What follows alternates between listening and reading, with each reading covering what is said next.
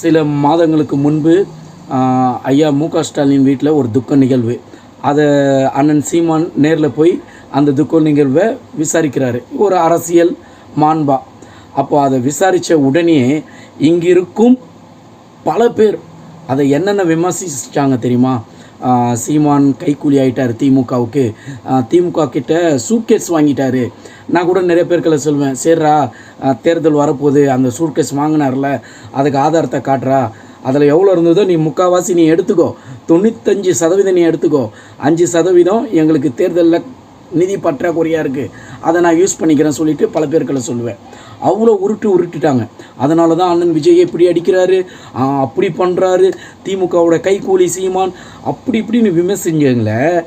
இன்னைக்கு உங்கள் விஜய் மைனாரிட்டி ஆட்சி நடத்தும் அண்ணன் விஜய் அவர்கள் போய் சந்திச்சுட்டு வந்தாங்களே, இதுக்கு பேர் என்ன? அப்போது திமுகவோட கைக்கூலி அண்ணன் விஜய், திமுக கிட்ட காசு வாங்கிட்டார் அண்ணன் விஜய், திமுகவுக்கு வேலை செய்கிறார் அண்ணன் விஜய். இதை மாதிரி நாங்கள் இந்த அவதூறை தூக்கிட்டால் என்ன ஆகும்? கொஞ்சமாவது சிந்திக்க மாட்டீங்க? உங்களுக்கு வந்தால் ரத்தம், எங்களுக்கு வந்தால் தக்காளி சட்னியா? என்னடா நியாயம்?